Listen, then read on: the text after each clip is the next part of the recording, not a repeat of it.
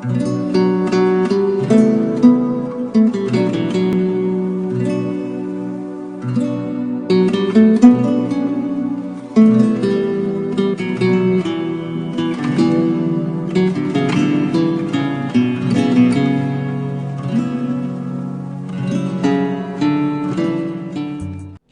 कलीसिया नई दिल्ली द्वारा प्रस्तुत रेज ऑफ होप कार्यक्रम में हमारे सारे दर्शकों का हार्दिक स्वागत है।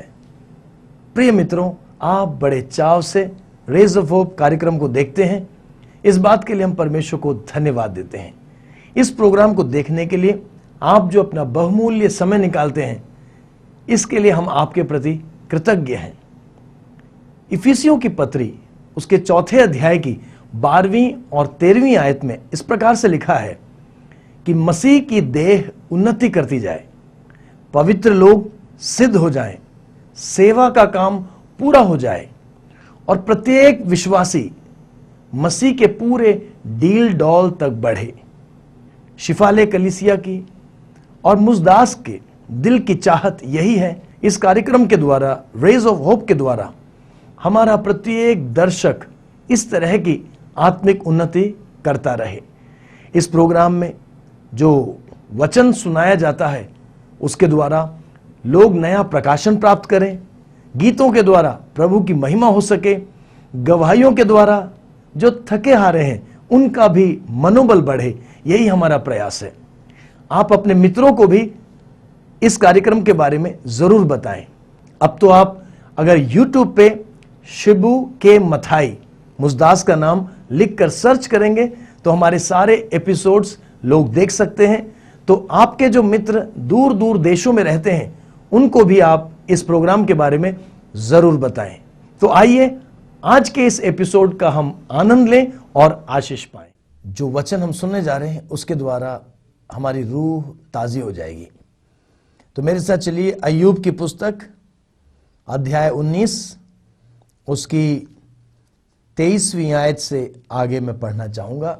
The book of job chapter 19 versus 23 onwards. यहां इस प्रकार से लिखा है, भला होता मेरी बातें लिखी जाती, भला होता कि वे पुस्तक में लिखी जाती और लोहे की टांकी और शीशे से वे सदा के लिए चट्टान पर खोदी जाती।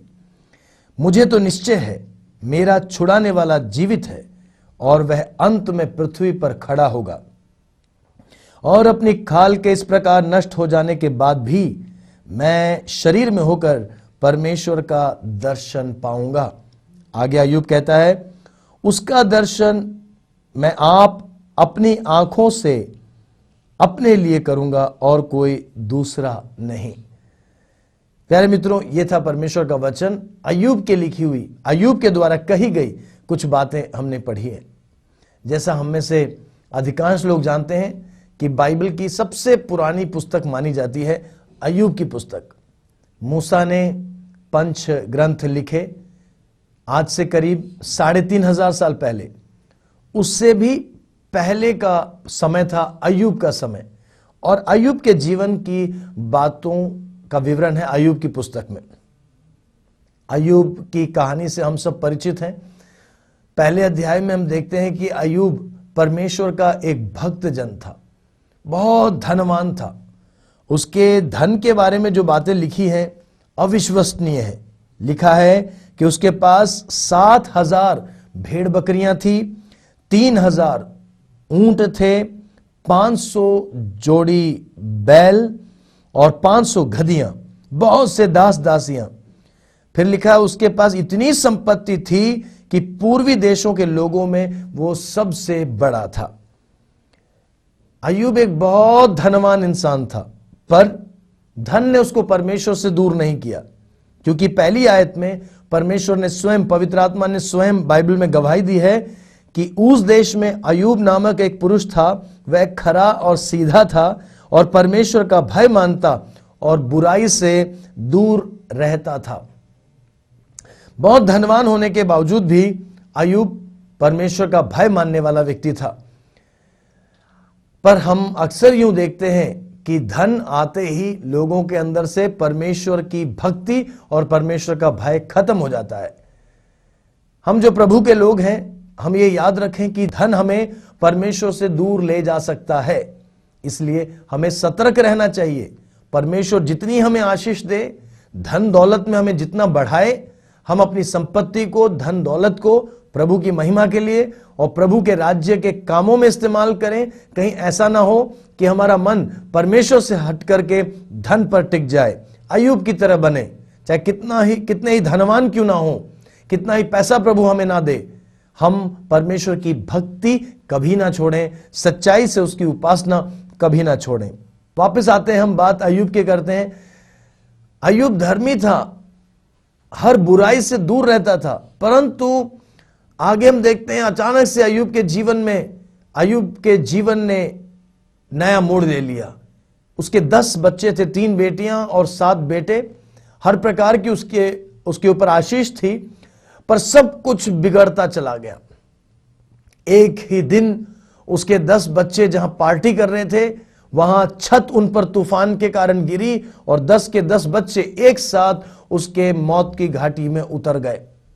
जो भी उसके पास संपत्ति थी, जो जानवर थे, सब लुट गए। कुछ दुश्मनों ने आक्रमण करके छीन लिया, तो कुछ के ऊपर बिजली गिर गई, सब उसके पास खत्म हो गया। अब उसकी परिस्थिति हमारे समझ के बाहर है।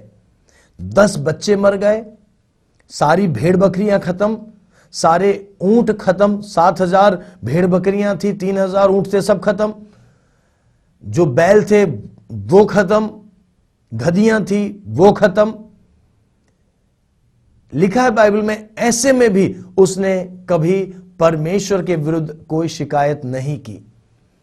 उसने कहा परमेश्वर ने दिया और परमेश्वर ने लिया, परमेश्वर की महिमा हो।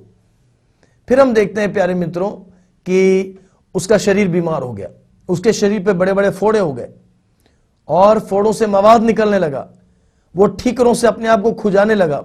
इतना अमीर व्यक्ति, इतना धनाढ़ व्यक्ति अब ना केवल गरीब हो, बल्कि वो बुरी तरह बीमार हो गया। इस हद तक बीमार हो गया कि अंततः उसकी पत्नी ने एक दिन कहा कि क्या तू अब भी परमेश्वर को मानेगा? तू परमेश्वर को छोड़ दे, तू परमेश्वर को तज दे और उसके बाद अगर मरता है तो मर जा। प्यारे मित्रों, जीवन साथी, पति या पत्नी हमारे सबसे करीब होते हैं। जब और कोई हमें समझता नहीं है, सब हमें छोड़ देते हैं, तब हमारे घर में हमारा पति या हमारी पत्नी हमें समझने वाला होता है। और हमारा जीवन साथी जब हमारे साथ खड़ा रहता है तो कितना अच्छा लगता है। कोई और हमारे साथ ना हो, हमारा जीवन साथी हमारे साथ हो, तो हम किसी भी मुसीबत को झेल सकते हैं, सामना कर सकते हैं। पर यहां पर क्या हुआ, अय्यूब की पत्नी ने भी अय्यूब का साथ छोड़ दिया और अय्यूब की पत्नी ने कहा तू इस परमेश्वर को छोड़ दे, क्यों करता भक्ति? तुझे भक्ति करने से क्या मिला? अब तू इस परमेश्वर की उपासना क्यों करता है? कोस अपने खुदावन को और तू मर जा। पत्नी जब ऐसा बोल दे तो कौन पति फिर हिम्मत रख सकता है? परंतु अय्यूब एक अलग मनुष्य था। अय्यूब ने कहा तू कैसे पागलों जैसी बात करती है? जब प्रभु ने सुख दिया, सुख तो सारा मैं भुगतता रहा, मैं आशीष पाता रहा, तब तो मैं परमेश्वर की आराधना करता रहा। आज अगर परमेश्वर ने मेरे जीवन में दुख की अनुमति दी है तो क्या मैं परमेश्वर को तज दूं? अय्यूब ने परमेश्वर को नहीं कोसा, अय्यूब सहता रहा।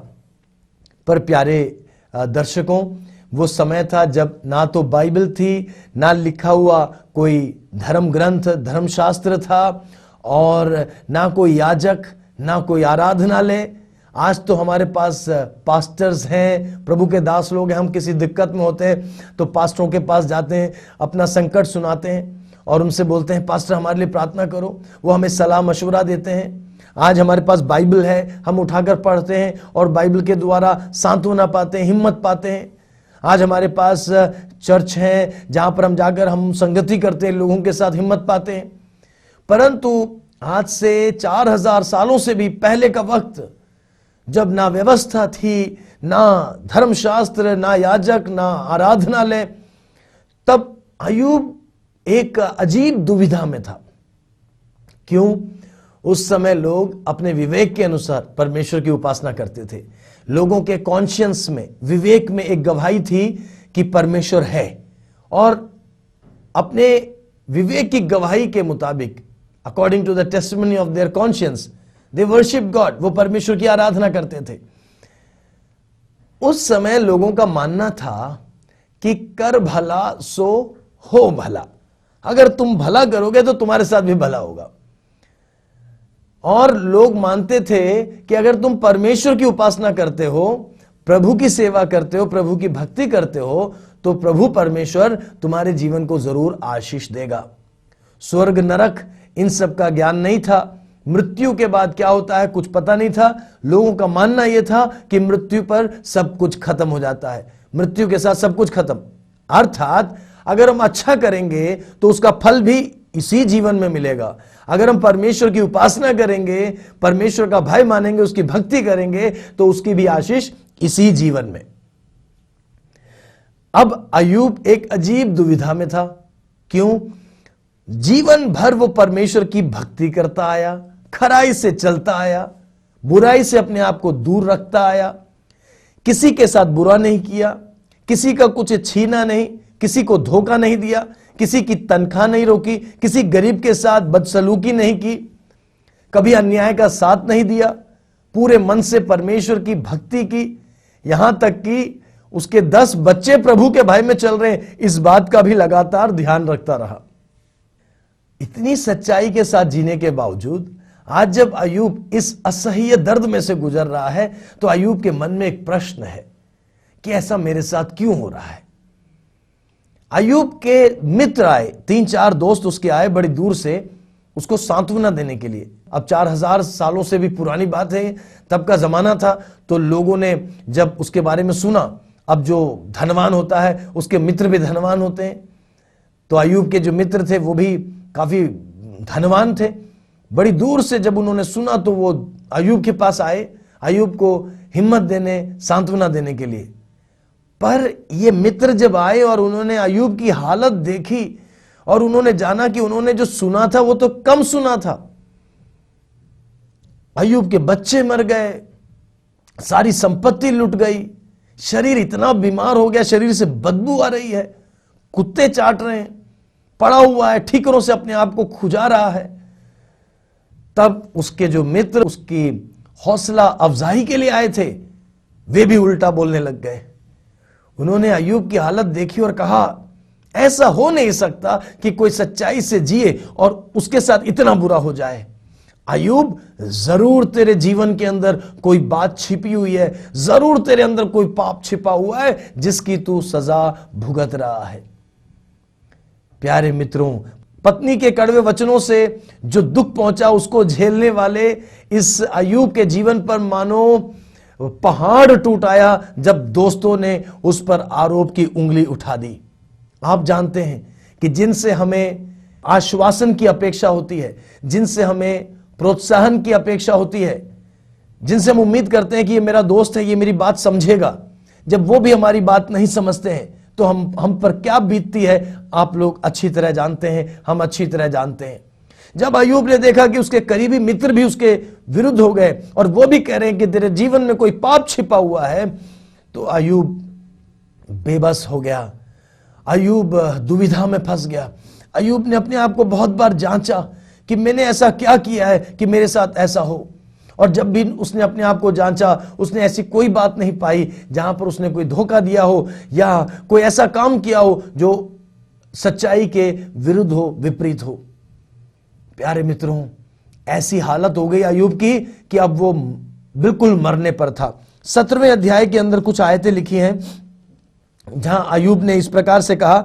अध्याय 17 उसकी पहली आयत में अय्यूब ने कहा, मेरा प्राण निकलने पर है, मेरे दिन पूरे हो चुके हैं, मेरे लिए कब्र तैयार है।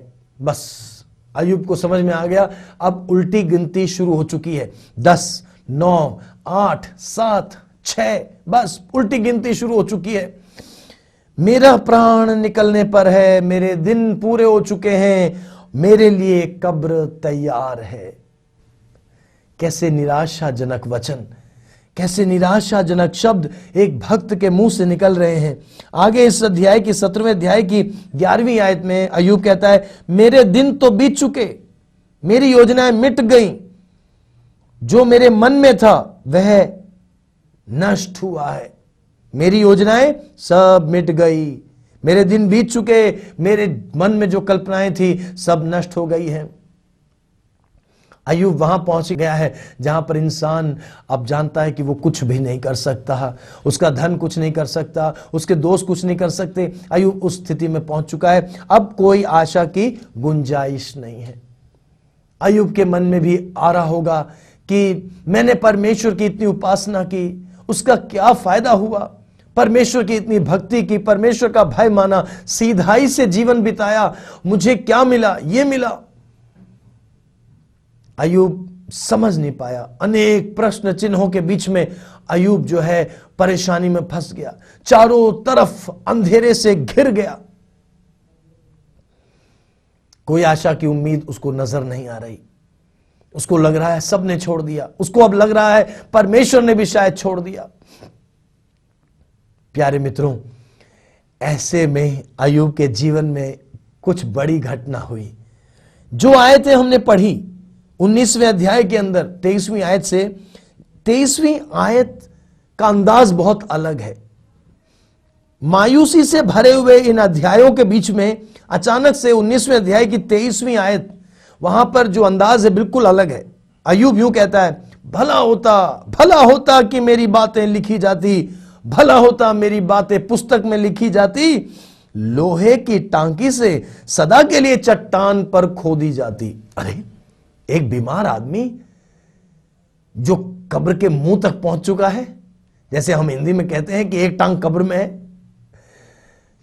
जो मोहताज है, निसहाय है, खड़ा भी नहीं हो पा रहा है। 19वें अध्याय की 13वीं आयत से हम आगे पढ़ेंगे तो अय्यूब की परिस्थिति बड़े ही दर्दनीय शब्दों में वहां पर बहुत सारी बातें लिखी है। हमारे पास इतना समय नहीं है कि मैं सब कुछ पढ़ूं, पर 20वीं आयत पढ़ता हूं। वहां लिखा है, मेरी खाल और मांस मेरी हड्डियों से सट गए हैं, मैं मृत्यु से बाल बाल बच गया हूं। मृत्यु से बाल बाल बचा हुआ है, दुबला पतला हो गया, बिल्कुल हड्डियां दिख रही हैं। और ऐसा बीमार व्यक्ति अचानक से बोलता है, भला होता, मैं कुछ कहने जा रहा हूं और भला होता मेरी ये बात चट्टान पर हमेशा के लिए लिखी जाती। अय्यूब, क्या हो गया? क्या तू ठीक हो गया? क्या तेरी बीमारी दूर हो गई? क्या तेरी बीवी ने तुझे अपना लिया? क्या तेरे दोस्तों ने तुझे गले से लगा लिया? क्या तेरे बच्चे तुझे वापस मिल गए? क्या तेरी लुटी हुई सारी संपत्ति, खोई हुई सारी संपत्ति तुझे वापस मिल गई? तू इतना खुश क्यों है? अब तेरे पास कौन सी ऐसी बात है जो तू सदा के लिए चट्टान पर खुदवा कर लिखना चाहता है? प्यारे मित्रों, ना तो अय्यूब की बीमारी दूर हुई, ना उसकी पत्नी ने उसको अपनाया, ना उसके मित्रों ने उसको गले से लगाया, ना उसके बच्चे उसको वापस मिले, ना उसकी खोई हुई संपत्ति, लूटी हुई, छीनी हुई संपत्ति उसको वापस मिली। क्या हुआ? उसको प्रकाशन मिल गया।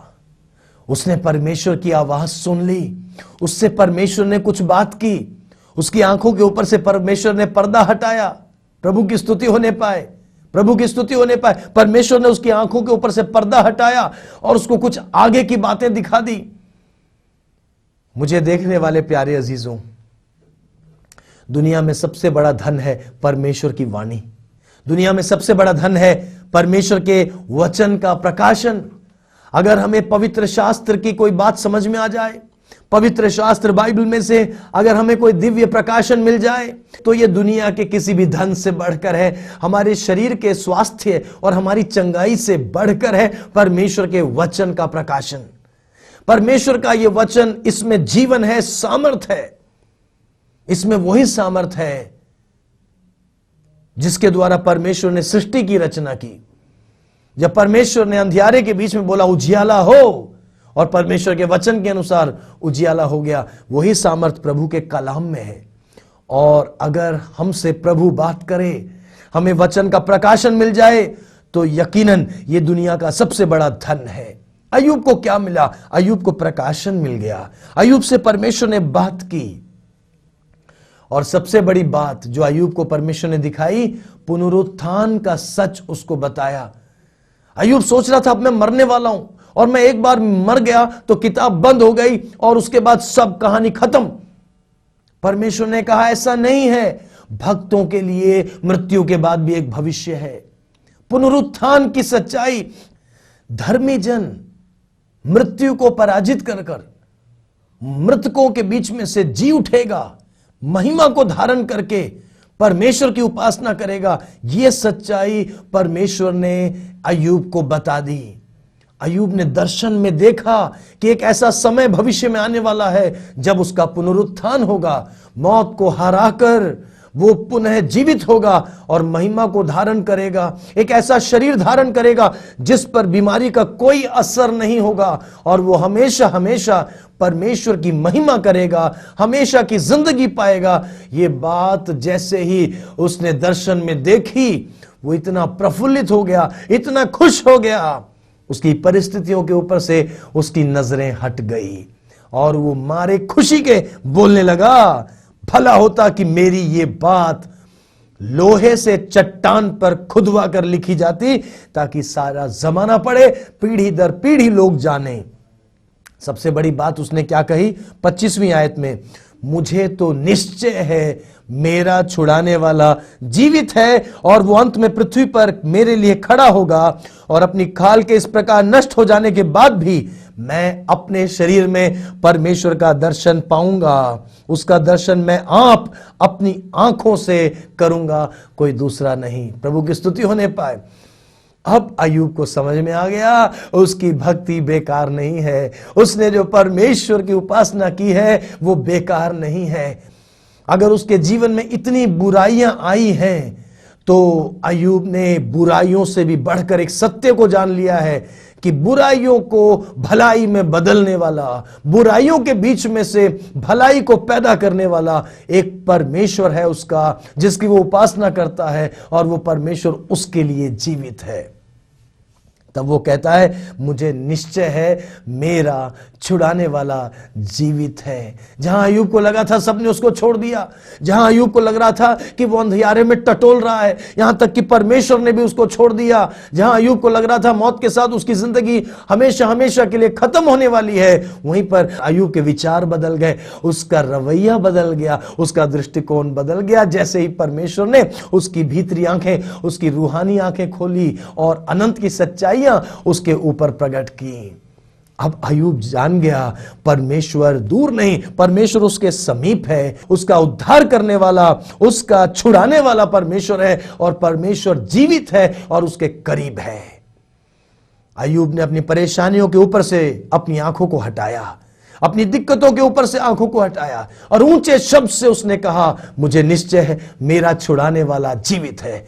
आज मैं आप सबसे यही कहूंगा, परिस्थितियों के ऊपर से नजर को हटाएं, अपने छुड़ाने वाले परमेश्वर पर अपने नजरों को टिकाएं और परिस्थितियों के बीच में, दुखों के बीच में, चुनौतियों के बीच में, परेशानियों और बीमारियों के बीच में अपने छुड़ाने वाले परमेश्वर का दर्शन पाएं और चिल्ला चिल्ला कर उसकी आराधना करते हुए कहें मुझे निश्चय है मेरा छुड़ाने वाला जीवित है।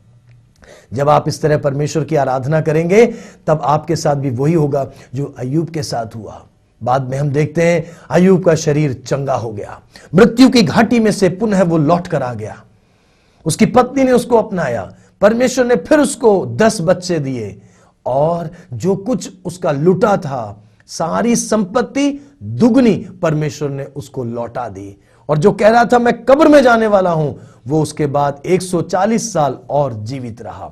जब हम परमेश्वर का दर्शन पाएंगे, नया प्रकाशन पाएंगे और परमेश्वर की आराधना करेंगे तो निश्चय ही हमारा छुड़ाने वाला हमारे लिए बड़े बड़े कामों को करेगा।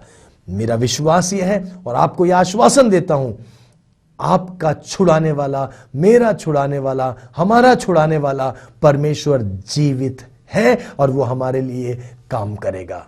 प्रभु इस वचन के द्वारा सबको आशीष देवे। आप सबको जय मसीह की। मेरा नाम बचनलाल है। मैं आप सबको अपनी गवाही बताना चाहता हूँ।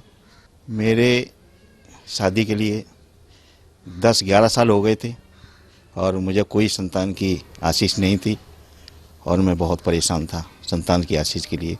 कुछ दिन के बाद में परमेश्वर ने मुझे ऐसी आज्ञा दी कि जाओ कहीं से दर दर भटकते रहो और मैं गया, तीर्थ यात्राएं की, मुझे कुछ हासिल नहीं हुआ। बहुत परेशानी के बाद में मेरे एक रिश्तेदार हैं उनके परिवार ने मुझसे कहा कि मैं आपको एक बच्चा अपना दे दूंगा, चाहे वो बेटा हो चाहे वो बेटी हो। तो हमारी जीवन में खुशियों की बहार आ गई और हम बहुत खुश रहने लगे। फिर कुछ दिनों के बाद में हम उनके घर से पति पत्नी मिलने के लिए गए, तो उनके घर पर बच्चे मिले। बच्चों से पूछा कि आपके मम्मी पापा कहाँ हैं, तो उन्होंने कहा कि मम्मी हॉस्पिटल में हैं और वो एडमिट हैं और उनका अबॉर्शन होना है। ये बात सुनकर मेरे जीवन में ऐसा तूफान सा आया और मेरे दिल के टुकड़े हो गए और मैं जैसे शीशा टूटता है वैसे ही मेरे जीवन में अंधकार छा गया और मैं बहुत निराशा में चला गया। कुछ दिन के बाद में मेरे साथ 39 माउंटेन डिप में मैं योल कैंप आर्मी में था। वहाँ पर भी एक भाई आए, मुझसे कहा कि और प्रभु की बातें कुछ बताने लगे। मैंने कुछ उनसे कुछ कहता रहा, कुछ वो मुझसे कहते रहे। मैंने उनकी बातों को अनसुना किया और मैंने उनकी बातों पर ध्यान नहीं दिया और फिर कुछ दिनों के बाद में मैं निराशा की जीवन में फिर चला गया। और फिर बहुत दिनों के बाद में मुझे उस भाई की वो बातें याद आई। उन्होंने कहा था प्रभु यीशु मसीह के बारे में कि जो खुदाबंद यीशु मसीह के पास दिल से जो मांगता है वो परमेश्वर देते हैं। तो मैं उस बात को ध्यान में लेकर के प्रभु यीशु मसीह के पास गया। मुझे याद आया वहीं 39 माउंटेन डिप में ही योल कैंप में चर्च में गया और वहाँ मैंने प्रार्थना शुरू किया। प्रभु ने मेरी प्रार्थना को सुना और उसने आशीष दी। 1979 में मुझे एक बेटा दिया। जो बात असंभव थी मेरे लिए वो परमेश्वर ने संभव करके दिखा दिया। और फिर कुछ दिनों के बाद में 1991 में मुझे एक बेटी दी।